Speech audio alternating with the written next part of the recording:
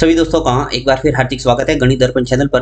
देखिए आज हम बात करेंगे पॉइंट वाले गुणे की, यानी कि आपको पॉइंट वाला मल्टीप्लाई कैसे करना है, दशमलव वाली संख्या का गुणा है वो किस ढंग से किया जाता है। यहाँ पे मैंने दो एग्जांपल लिए, इन दोनों एग्जांपल के द्वारा आप अच्छे ढंग से समझ जाएंगे और फिर किसी भी क्वेश्चन को कर पाएंगे, चाहे आपके कितनी भी बड़ी संख्या वाला दशमलव वाली संख्या है, आप इजिली गुणा कर पाएंगे। तो देखिए यहाँ पे मैंने फर्स्ट एग्जाम्पल लिया है 4.01, इसका मल्टीप्लाई करना है 7 से, ठीक है। दूसरा है 30.25 मल्टीप्लाई करना है 1.2 से, ठीक है। तो यहाँ पे सिर्फ एक संख्या पॉइंट वाली है, यहाँ पे दोनों संख्या पॉइंट वाली है। तो किस ढंग से किया जाता है आपको अच्छे ढंग से समझना है। देखिए सबसे पहले वही साधारण तरीका जो गुणा करते हैं वही तरीका अपनाना है। तो 7 का गुणा करूंगा मैं 1 से, क्या आ जाएगा 7, ठीक है। 7 का गुणा जब 0 से होगा तो 0 ही आएगा, यानी आपको किसी भी संख्या से गुणा करते हैं, संख्या का 0 से गुणा करते हैं तो 0 ही आता है, ये आपको पता होना चाहिए। अब 7 का गुणा 4 से करेंगे, क्या आएगा 7 सौ के 28, ठीक है 28। ये आ गया हमारा रिजल्ट।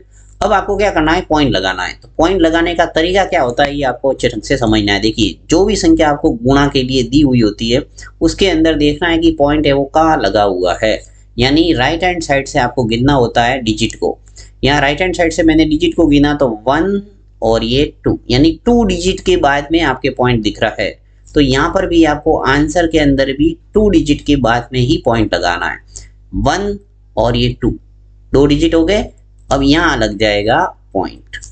क्लियर? चलिए तो इस क्वेश्चन को करते हैं जिससे आपको पॉइंट वाला गुणा है वो बिल्कुल क्लियर हो जाएगा। देखिए यहाँ पे नीचे भी पॉइंट वाली संख्या है तो भी आपको साधारण गुणा जो करते हैं वैसे ही करना है, लास्ट में ही आपको पॉइंट लगाना है जो भी रिजल्ट आएगा उसमें। तो देखिए सबसे पहले 2 का टेबल बोलेंगे 5 बार, कितना आ जाएगा 10, 10 का 0 और कैरी का 1, ठीक। 2 का गुणा 2 से करेंगे 4 और 4 और 1 कैरी का, कितने हो गए 5। 2 का गुणा जब 0 से करेंगे, अब यहाँ पॉइंट नहीं देखना है आपको, सिर्फ संख्या देखना है। तो 2 का गुणा जब 0 से करेंगे तो 0 ही आएगा, यानी आ गया 0। 2 का गुणा 3 से किया तो कितने हो गए 6, एक काम हो गया, यानी 2 का गुणा मैंने पूरी सब डिजिट से कर दिया है। अब आपको पता है कि जब 2 डिजिट वाला मल्टीप्लाई होता है तो नीचे क्रॉस का सिंबल लगा के हम इसको सॉल्व करते हैं। यहाँ 0 के नीचे मैंने क्रॉस का सिंबल लगा दिया। अब बारी आती है 1 की, तो 1 का गुणा 5 से करेंगे, क्या आएगा 5, यहाँ आ जाएगा 5। 1 का गुणा 2 से किया 2, 1 का गुणा 0 से करेंगे तो 0 ही आएगा, और 1 का गुणा जब 3 से किया तो कितने आ गए 3, ठीक। यहाँ मैंने लाइन खींच दी। अब हम करेंगे यहाँ योग। ये आपको बेसिक तो पता ही होगा कि ये जो रूल होता है। अब यहाँ पे योग किया जाता है तो 0 और क्रॉस का सिंबल है तो 0 ही आएगा।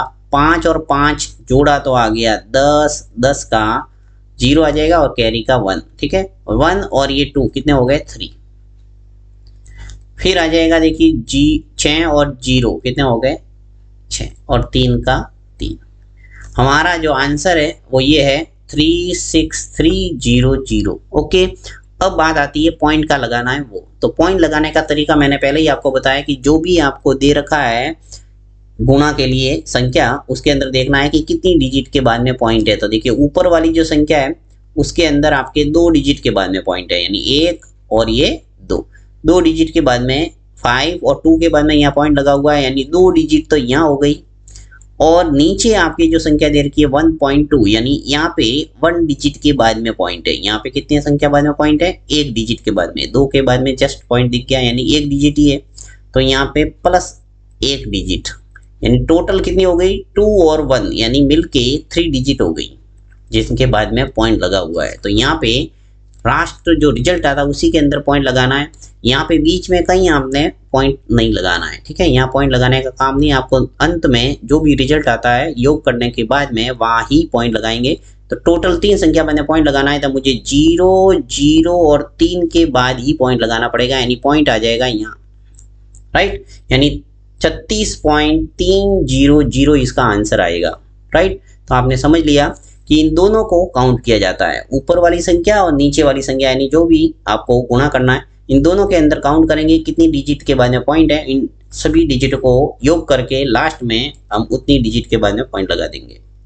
जैसे मान लो यहाँ पे 1.2 और एक और डिजिट होता है जैसे 3 या जो भी है, तो टोटल ऊपर वाली 2 और नीचे वाली 2, टोटल 4 संख्या बाद में पॉइंट यहाँ आ जाता।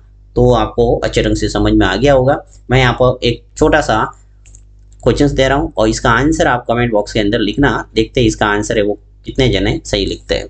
ठीक है, यहाँ मैं क्वेश्चंस दे रहा हूँ आपको, 2.5 का गुणा करना है 1.3 से।